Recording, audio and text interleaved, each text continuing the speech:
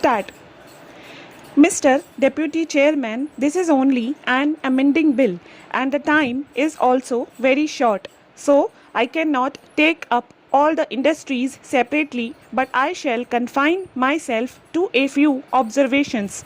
Last year, also in this house, by about this time, we discussed another tariff amendment bill. In connection with that, I made certain observations as well as suggestions for the government, but I do not find that any attention has been paid to these suggestions.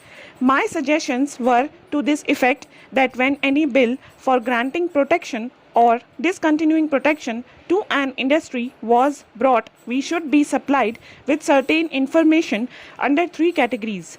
The first information was whether the protection granted to an industry had been used only by the indigenous industry or advantage of the protection had been taken by foreign capital entrenched in that industry, because, sir, I submit that the main purpose of granting protection to certain industries is to develop our national industries. But if it is found that taking advantage of the protection, foreign capital goes into those fields where the industry is not highly developed or it does not involve a huge outlay of capital or huge outlay of machinery, the protection becomes a farce. My second category of suggestions was that when protection was granted to an industry, it should be seen how far that industry was progressing properly and also how far it was taking steps to lighten the burden on the consumers. Thirdly, when we are granting protection to certain industries, we have the right to demand of that industry that it should give a fair deal to its own labor. I suggest that when notes are circulated to us in connection with a tariff amending bill, we should be supplied that information on these various counts, particularly these three. Lastly, I would like to make another point in connection with the soda ash industry. The question of this industry was discussed thoroughly on the floor of the House last year.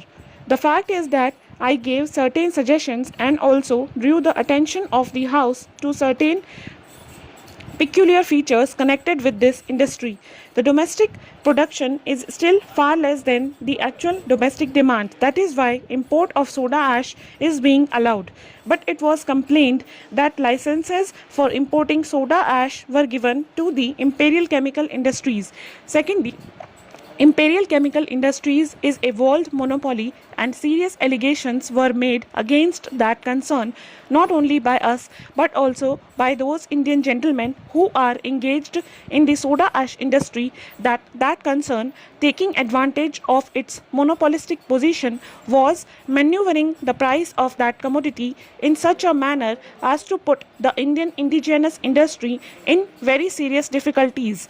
The only ground or criterion on which the license was given to Imperial Chemical Industries for importing soda ash was that for a number of years it was the greatest importer.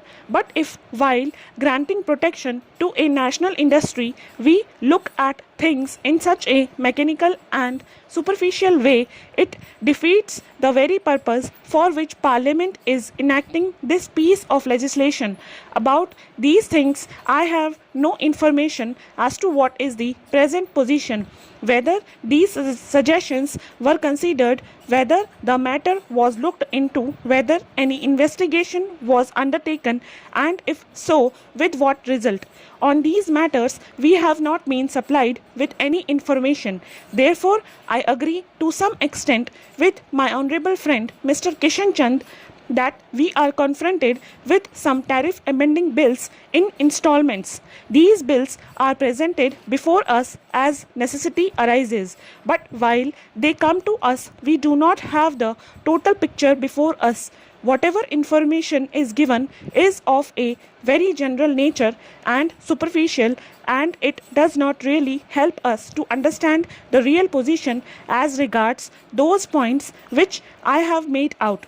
Mr. Deputy Chairman, as the time is short, I should like to confine myself to two or three observations. First and foremost, in addition to certain information being given to members who are interested in the subject, it is necessary when the Export Advisory Council meets twice a year that invitation should be given to such members to attend these meetings. The government itself will benefit by the member listening to the viewpoints put by those people who are in the trade. I had made this observation with regard to education advisory boards and every other body that members of both houses should be informed about the meetings of such bodies and they should be allowed to attend them as spectators. They will not take part in the proceedings, but there could be nothing lost as far as both the government and the members are concerned by the members being allowed to attend their meetings. Secondly, though this may not be exactly the occasion to deal with it, I want to put to the Honorable Minister this point and seek his advice. Stop.